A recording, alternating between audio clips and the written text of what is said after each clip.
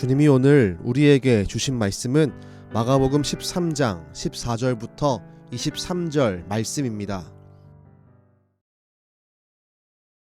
멸망에 가증한 것이 서지 못할 곳에 선 것을 보거든 읽는 자는 깨달을진저.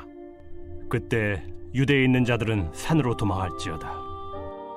지붕 위에 있는 자는 내려가지도 말고 집에 있는 무엇을 가지러 들어가지도 말며 밭에 있는 자는 겉옷을 가지러 뒤로 돌이키지 말지어다. 그날에는 아이 벤 자들과 젖먹이는 자들에게 화가 있으리로다.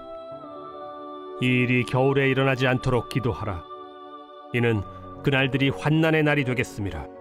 하나님께서 창조하신 시초부터 지금까지 이런 환난이 없었고 후에도 없으리라. 만일 주께서 그날들을 감하지 아니하셨더라면 모든 육체가 구원을 얻지 못할 것이거늘 자기가 택하신 자들을 위하여 그 날들을 감하셨느니라. 그때 어떤 사람이 너희에게 말하되 보라 그리스도가 여기 있다, 보라 저기 있다 하여도 믿지 말라. 거짓 그리스도들과 거짓 선지자들이 일어나서 이적과 기사를 행하여 할 수만 있으면 택하신 자들을 미혹하려 하리라. 너희는 삼가라. 내가 모든 일을 너희에게 미리 말하였노라.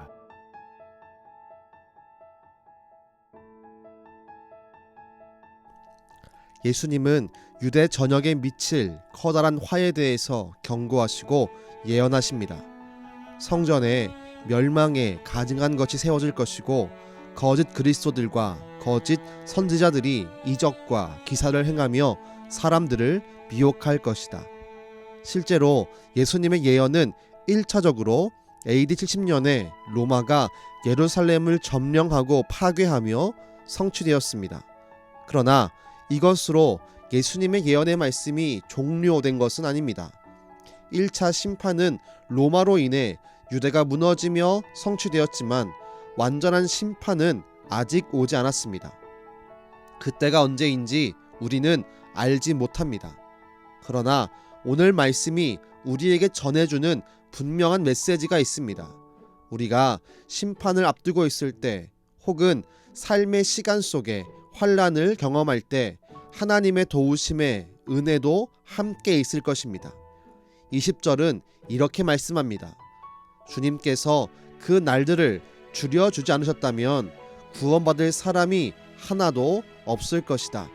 그러나 주님께서는 주님이 뽑으신 선택받은 사람들을 위하여 그 날을 줄여주셨다. 우린 이 말씀 속에서 환난 중에서 선택한 백성을 지키시는 하나님의 은혜와 사랑을 발견해야 합니다. 우리가 믿는 하나님은 그 무엇보다 저와 여러분을 사랑하시는 분이십니다. 그 하나님은 마지막 때에든 평상시의 환난의 때에든 저와 여러분을 구원하기를 원하십니다. 그래서 우리를 그 심판에서 구원하시기 위해 우리를 구원하시는 예수 그리스도를 보내주셨습니다. 그 예수 그리스도를 분명히 믿고 붙듦으로 우린 세상을 담대히 이길 수 있습니다. 또한 우리를 도우시는 보혜사 성령을 보내셔서 우리를 도와주십니다. 우린 고린도전서 10장 13절의 말씀을 동시에 기억해야 합니다. 주님은 우리가 감당할 만한 시험을 주시며 시험을 당할 즈음에는 피할 길을 주셔서 능히 모든 시험을 감당케 하십니다. 우리는 환난의 때에 혼자 외로이 쓸쓸히 시험을 당하지 않습니다. 우리의 곁에는 주님이 함께 하시고 때에 맞는 길과 은혜로 우리를 도와주십니다. 우리의 힘과 지혜로 환난을 이겨내려고 하지 말고 우리와 함께 하시고 도우시고 피할 길을 내시는 주님을 붙들어야 합니다. 그때 우리는 환난 중에서도 긍휼을 잃지 않고 우리를 생각하시고 도우시는 하나님의 크신 은혜를 경험할 수 있습니다. 바라기는 마지막 때에도 평상시의 삶에서도 우리에게 닥쳐오는 모든 환난을 주님이 주시는 능력으로 견디고 이겨내기를 축복합니다.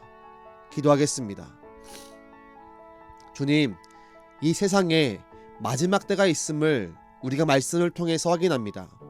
그러나 그 마지막 때 닥쳐올 환난이 나 혼자 견디는 게 아니라 주님이 나를 위해 피할 길을 내시고 그 시간을 길어주신다는 것을 믿고 나아갑니다. 주여, 내가 주를 의지할 때에 나의 삶의 매일매일에 피할 길을 허락하여 주옵소서. 그 피할 길 속에서 나를 사랑하시고 나를 구원하시는 하나님의 은혜를, 예수님의 사랑을, 성령의 능력을 경험하고 믿게 하여 주옵소서. 지금도 우리를 구원하기 위해 일하시는 예수님의 이름으로 기도드렸습니다. 아멘.